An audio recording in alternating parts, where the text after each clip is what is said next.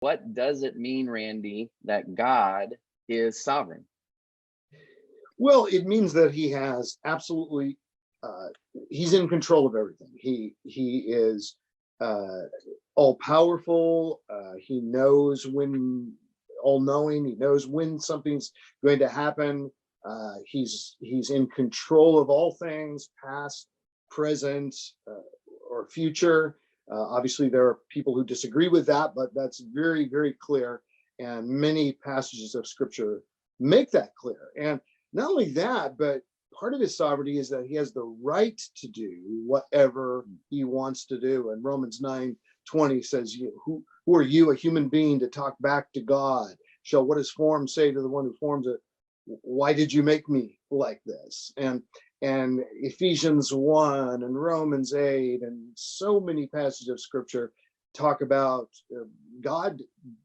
Essentially, as it says in the Psalms, God does whatever he pleases. This is the absolute sovereignty of God. So how do you relate that with what we're going through right now? This global pandemic, death, suffering. Who knows where the economy is going to be. So how do you fit that into that subject?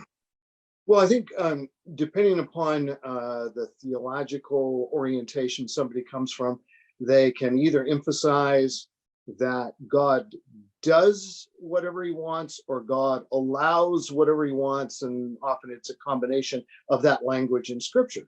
So God is actively at work in all things. Romans 8 says that he is causing all things to work together for good to those who love him. Certainly, many things happen that are not his ideal will, that were not in place in Eden, but there was the fall, there was sin under the curse.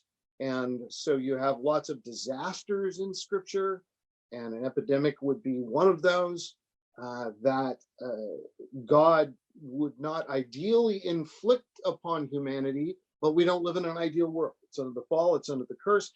But the great thing is, it's never outside of his control, as we see so clearly in Job, and he uses it for the good of his people. Now, it doesn't say all things work together for good to those who don't love God, because ultimately, if we reject God, then we'll go to hell for eternity, and that's not working together for good. But for his people, we can be solid in that promise.